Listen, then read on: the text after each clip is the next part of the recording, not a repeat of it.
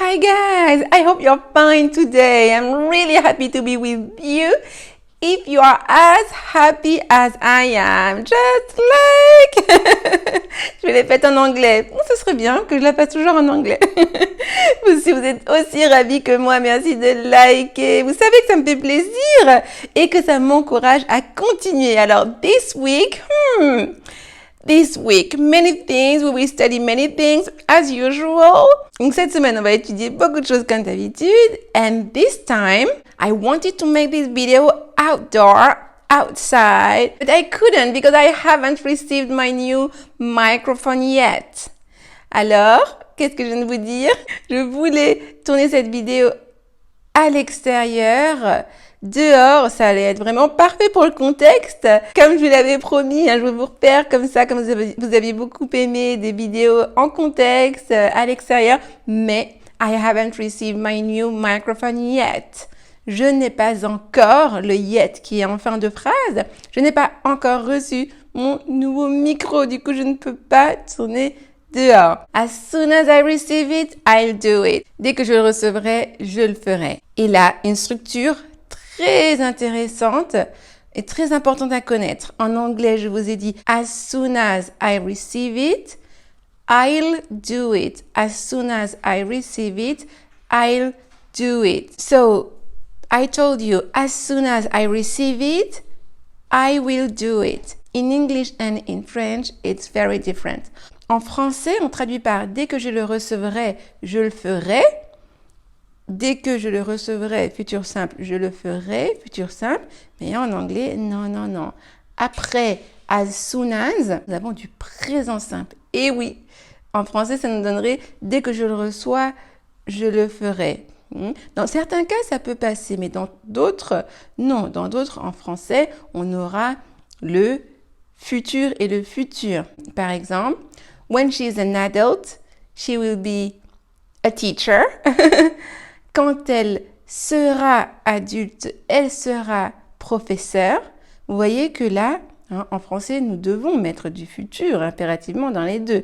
Quand elle sera adulte, elle sera professeur. Alors qu'en anglais, non. C'est comme as soon as, après when, dans ce type de phrase, après when, le verbe est au présent simple et non au futur comme en français. C'est un gros piège que je vois chez beaucoup de personnes, chez beaucoup d'élèves. Donc, en anglais, ça nous donnera, je répète, when she is an adult, she will be a teacher. When she is an adult, she will be a teacher. Quand elle sera adulte, elle sera professeure. Vous avez dit qu'on étudierait beaucoup de choses aujourd'hui. Donc, j'espère que vous prenez bien des notes. Okay. So, as soon as I receive it, I'll do it. Dès que je le reçois ou dès que je le recevrai, je le ferai. So, let me tell you, I was walking down the street. Je marchais dans la rue. And at some point, I needed to cross the street to reach the place, to reach the supermarket. Donc, je marchais, but at some point, à un moment donné, j'ai dû traverser, je devais traverser la rue. But for us, pedestrians, the light was still red, We couldn't cross, we were not allowed to cross the street. The light was still red, À ce moment-là, le feu était toujours rouge pour les piétons, pedestrians.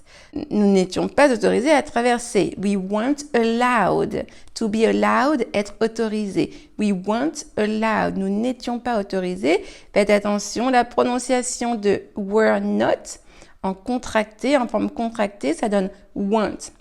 Pas weren't, mais weren't. Nous n'étions pas autorisés à traverser. We weren't allowed to cross the street. So, I waited. J'ai attendu. I was waiting for the light to turn green.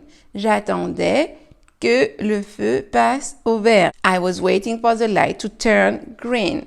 There were some people around me, I was not alone. And there was a couple, husband and wife, just like before me, and then near me there was a man and me. And the couple decided to cross the street, regardless of the red light. Le couple a décidé de traverser la rue, regardless of the red light.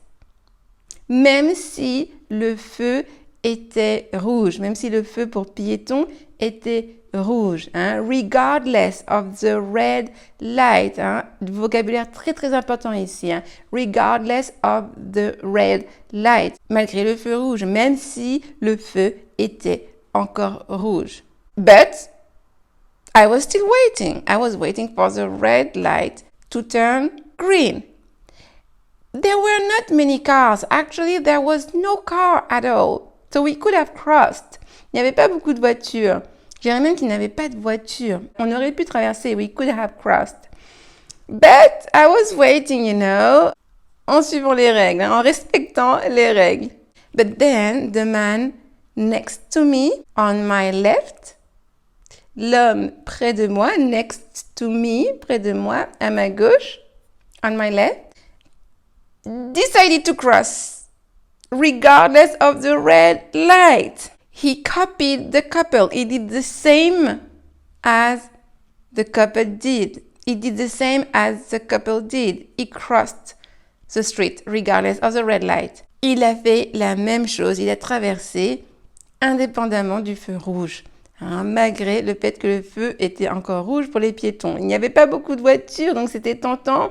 Le couple devant était passé. I told you, they had crossed the street. Ils avaient traversé la rue. Then he did the same. Il a fait pareil. Il a été quelque peu incité à le faire par ce couple. And what about me? Et moi alors? What about me? Qu'en est-il de moi? Et moi alors? In your opinion, à votre avis, in your opinion, what did I do?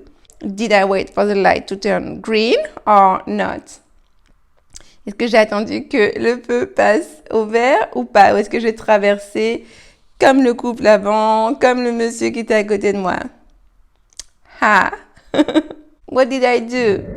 I finally crossed the street, regardless of the red light. J'ai fini par traverser également, hein, malgré le fait que c'était encore rouge. Et oui, juste au même moment, en fait, j'ai suivi l'homme. L'homme a fait comme le couple devant et moi, j'ai fait comme l'homme, je l'ai suivi. Et là, il a dit quelque chose de très intéressant. Ça incite, en fait, l'effet de groupe. Quand on est dans un groupe, on est incité à faire comme le groupe. C'est plus probable de faire quelque chose, de faire une action quand on est en groupe. It is more likely to take action within a group. It is more likely to take an action within a group. Et là, encore vocabulaire important, il est plus probable, hein, to be likely, c'est être probable, hein, avoir de fortes chances.